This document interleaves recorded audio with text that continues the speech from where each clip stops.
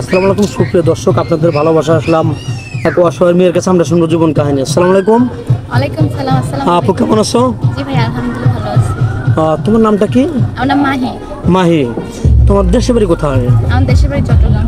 চট্টগ্রাম। জি। তোমার ফ্যামিলিতে কে কে আছেন? ফ্যামিলিতে আব্বু আছে, আম্মু আছে, ছোট একটা বোন আছে। তোমার আব্বু কি করেন? আমার আব্বু একজন কৃষি।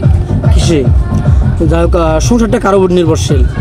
সংসারটা নির্ভরশীল ততদিন আব্বুর উপরেই ছিল। এখন আব্বুর কোমরের সমস্যা দেখে আব্বু চাষের কাম করতে পারতেছে না, কোনো কাজই করতে পারতেছে না। তো মোটামুটি বসে বসে খায় আব্বু। এখন ওই আম্মু টুকটাক দিয়ে চালায় আর কি। ও, আমার উপর নির্ভরশীল সংসারটা। সে কি করেন? আম্মু গরু আছে, বাগা গরু পালে, ওই গরু দুধ বিক্রি করে সংসারটা চলে। ও, মোটামুটি ওর উপরতে মানে তোমাদের সংসারটা চলতেছে। তুমি পড়াশোনা কতটুকু করেছো? পড়াশোনা এসএসসি পরীক্ষা দিছি।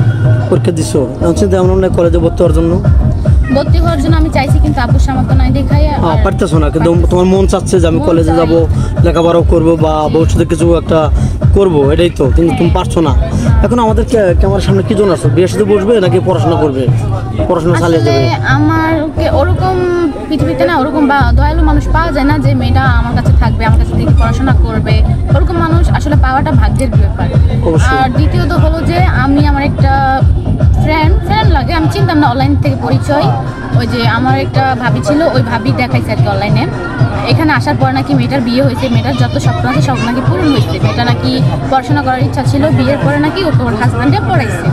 তো ওইটা শুনে আর কি আমি নির্ভরশীল হয়ে ভাবলাম আমি যদি এরকম একটা চান্স পাই আর কি, তাহলে আমার জন্য ভালো। যাই হোক, তোমার বয়সটা কত? আমার 17। আচ্ছা, তুমি কত বছর বয়সে তোমার আছে মেচুরিটি হবে? 25 বছর, 30 বছর, 35 বছর? মেচুরিট ওইটা বড় কথা না, আসলে হলো একটা মানুষের মনটা বড় জিনিস। বয়সটা রূপটা চিরদিন থাকে না। বয়স আজকে আমি 16 বছরের একটা ছেলেকে বিয়ে করলাম, পরে দেখা যাবে ও 50 বছর হয়ে গেলে ওকে আর আমার ভালো লাগতেছে না, আমারও ওকে ভালো লাগবে না। তো তার থেকেও বেটার হচ্ছে ভালো মনের মানুষ থেকে বিয়ে করা টান কম। বুঝতে পারছি। তুমি চাচ্ছ যে একটা ভালো একটা মন হলে যথেষ্ট? হ্যাঁ জি, আমি চাই একজন ভালো মানুষ যেহেতু আমাকে সুন্দর করে চালাতে পারে। আমার ফ্যামিলিকে চালানো লাগবে না, আমার ফ্যামিলির জন্য আল্লাহ শুকর আল্লাহ।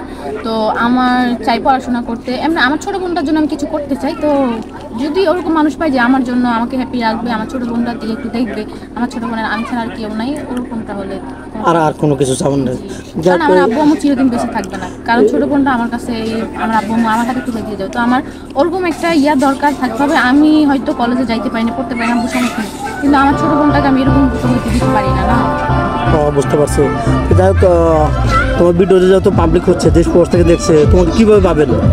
কীভাবে পাবে সেটা তো আমি তো ফোন ইউজ করি না, তো আসলে কি আর বলবো। আপনার ওই যে এখানে আপনার নাম্বারটা দিয়ে রাখবেন, তো যে আমাকে যদি ওরকম ভালো মানুষ থাকে যে আমাকে বিয়ে করতে চায়, আমার বোনের দায়িত্ব নিতে চাই, তাহলে ওই যে আপনার এখানে বলবেন, তাহলে না হয় বিয়ের কথা বললাম আমি শুনতে পারলেন দর্শক বন্ধু।